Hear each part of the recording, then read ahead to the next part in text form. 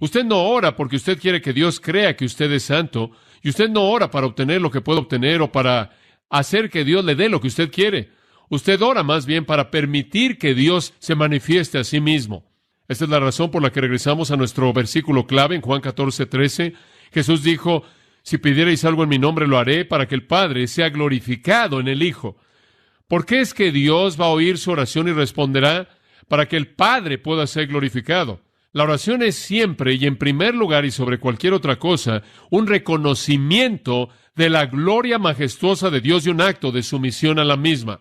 Todas nuestras peticiones, todas nuestras pasiones, todas nuestras súplicas, todas nuestras necesidades, todas nuestras pruebas, nuestros problemas, todos están sujetos.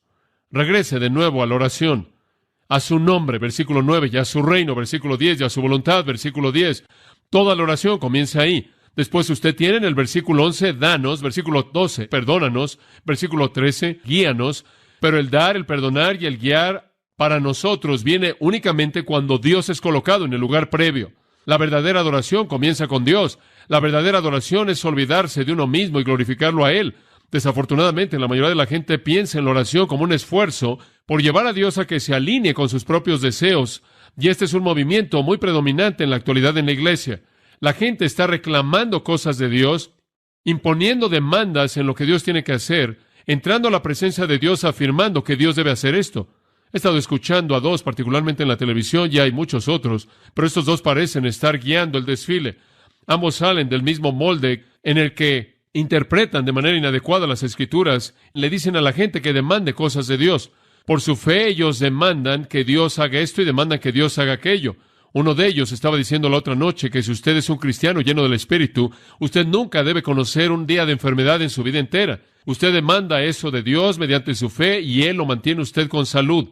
Este tipo de manera de pensar es simplemente una extensión de lo que ha sido una manera común de ver la oración, nada más que ahora es algo desenfrenado, y es que la oración tiene que ver únicamente con demandar cosas de Dios en base a las condiciones de usted. Y sea que nos guste admitirlo o no, en muchos casos esa es la manera en la que oramos. Por cierto, no es nada nuevo. Le tengo que enseñar una ilustración de Génesis simplemente para mostrarle lo antiguo que es este tipo de oración. En Génesis 28, versículo 20, Jacob hizo un voto.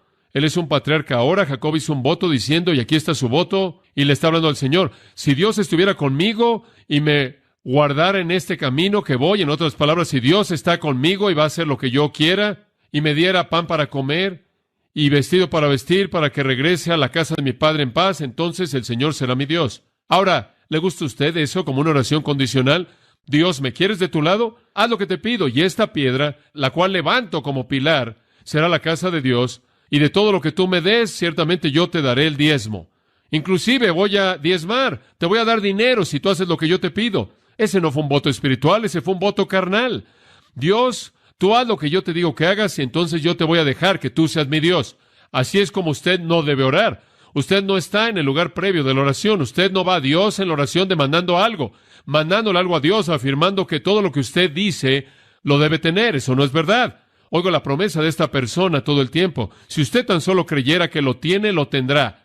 Eso es basura, eso no es verdad. Eso es jugar juegos con la mente de la gente, jugar juegos, peor aún, con la soberanía de Dios.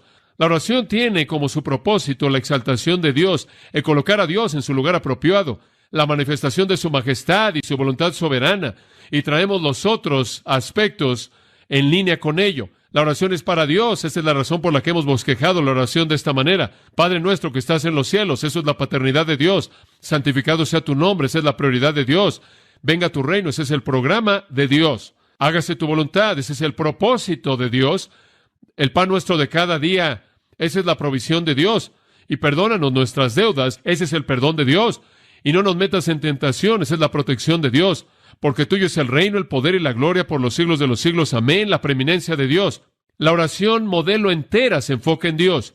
Y de manera precisa enfrenta el asunto que enfrentó Jesús cuando la presentó, ya que los fariseos y los escribas y la gente judía que seguía la enseñanza de ellos habían tomado la oración de lo que Dios quiso que fuera, un vehículo para desplegarse a sí mismo, y la habían convertido en un ejercicio tradicional pervertido por los hombres, mediante el cual ellos atraían la atención a sí mismos. Ellos usaban sus oraciones de manera hipócrita para mostrar lo espirituales que eran. Ellos suponían que en sus oraciones ellos estaban informándole a Dios de cosas que Él no sabía, por lo menos parece ser implícito en el texto previo. Y ellos de hecho entraron en repeticiones vanas como los paganos lo hicieron, como si pudieran manipular a Dios para hacer que Él les diera lo que ellos demandaban. Ellos habían creado un tipo de oración que era ilegítimo, pervertido, subestándar y no escritural. Jesús entonces, al confrontarlos aquí, corrige la situación. En el capítulo 6, Jesús dijo, sus limosnas no son según el estándar de Dios. Él dice, su ayuno no es según el estándar de Dios. Y aquí, en esta sección, su oración no es según el estándar de Dios. Ahora, permítanme corregirlo. Así es como deben orar. Versículo 9, vosotros pues oraréis así. No lo han estado haciendo así.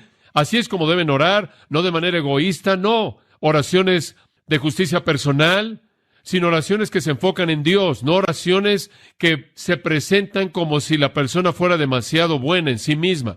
Y Él comienza con la paternidad de Dios. Padre nuestro que estás en los cielos.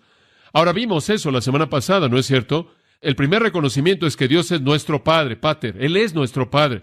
El arameo habría sido Abba. Él es nuestro papito, un término de gran intimidad, un término de gran calidez personal, un término que pertenece a una familia. Dios no es un ogro distante.